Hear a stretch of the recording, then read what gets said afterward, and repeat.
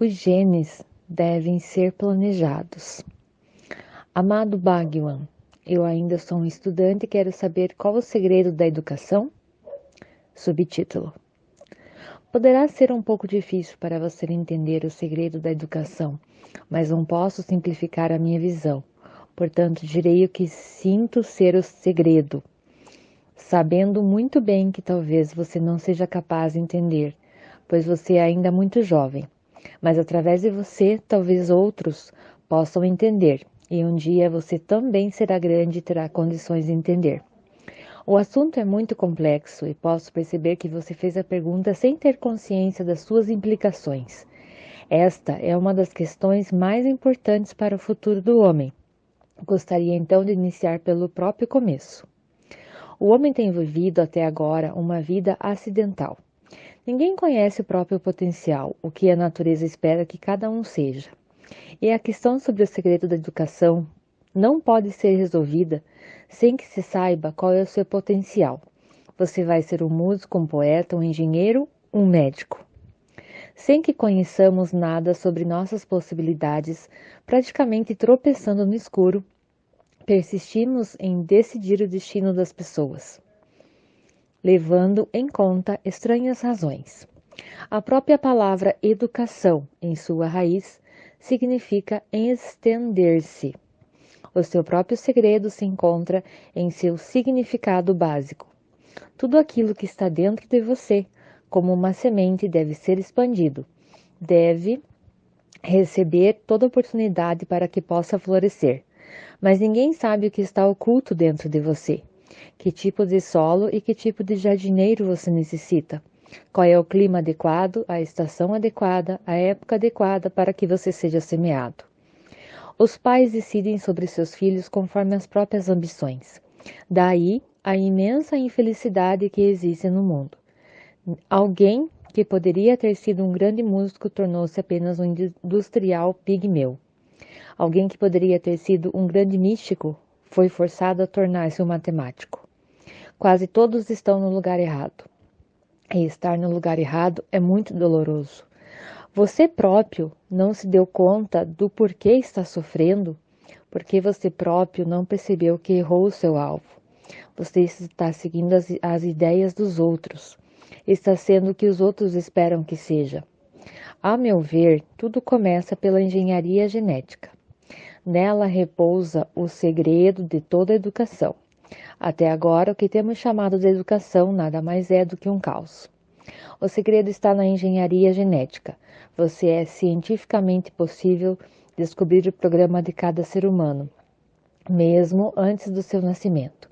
O espermatozoide carrega consigo muito dos programas para a vida do homem, definindo o que ele pode se tornar.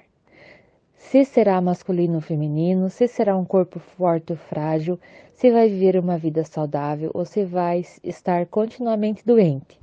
Indica sua resistência contra doenças, por quanto tempo viverá, e que tipos de potencialidades estão ocultas nele. Se ele pode se tornar um grande matemático, ou um grande pintor, ou um grande poeta, ou um grande industrial.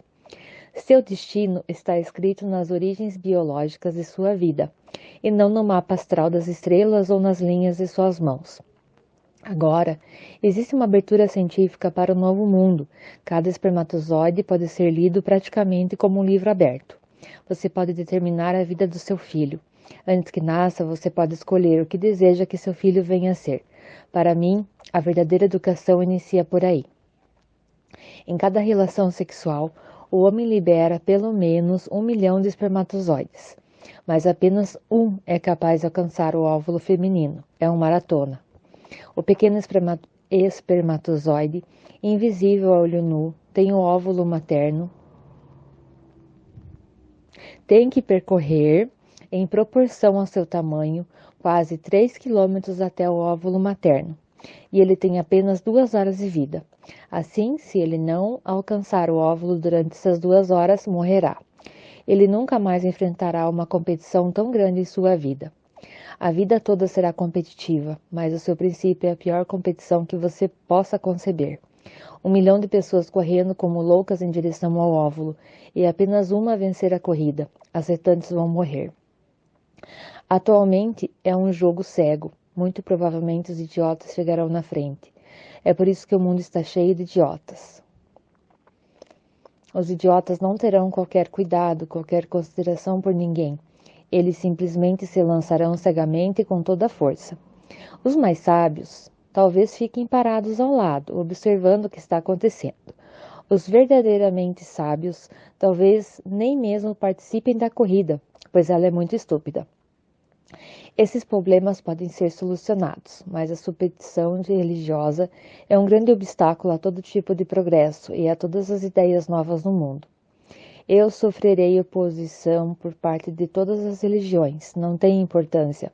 Eu sofri oposição durante toda a minha vida, mas minha proposta é que todo homem que queira filhos deveria doar seus espermatozoides a um hospital.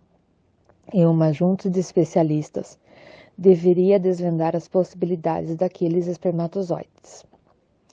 Nesse 1 bilhão de espermatozoides poderia haver Albert Einsteins,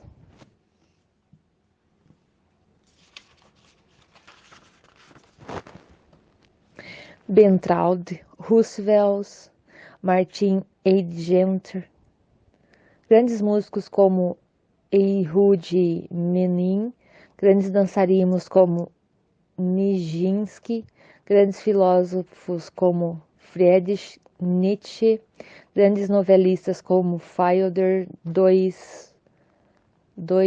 Dostoevsky, deve ser polonês. Eles poderiam ser selecionados e o pai e a mãe podem escolher o que quiserem.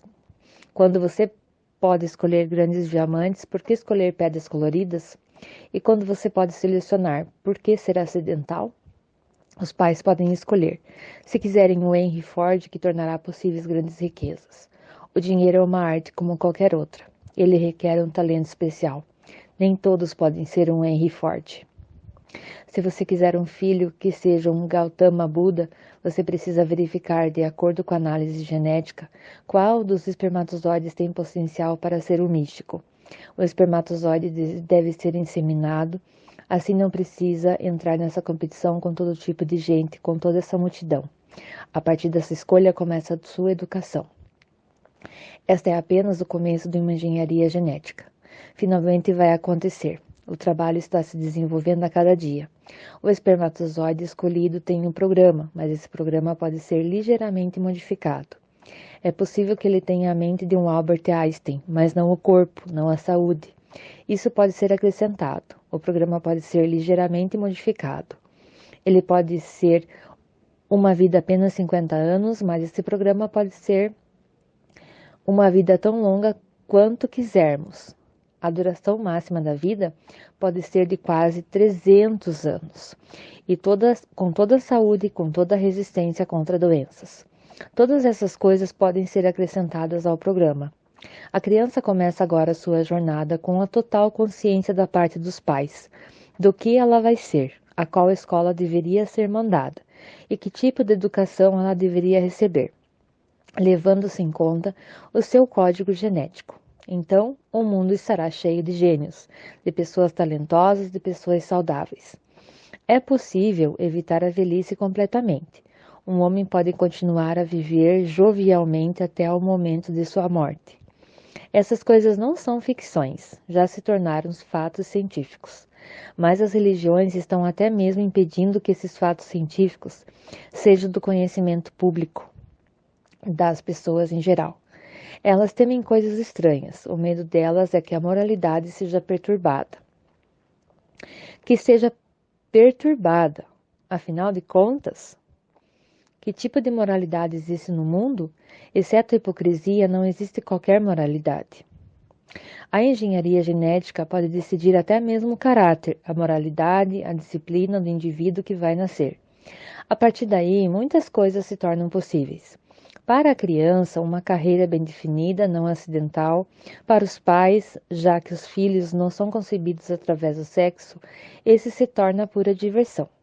Ele não carrega qualquer responsabilidade, qualquer perigo. A verdade científica é que as pessoas estão sofrendo desnecessariamente porque estamos ouvindo os sacerdotes e não os cientistas. Os sacerdotes estão absolutamente contra qualquer interferência na vida humana.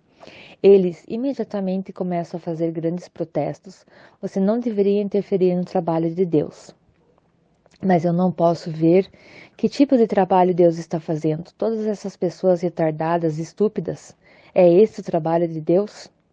E os sacerdotes não estão dispostos a ter um mundo diferente.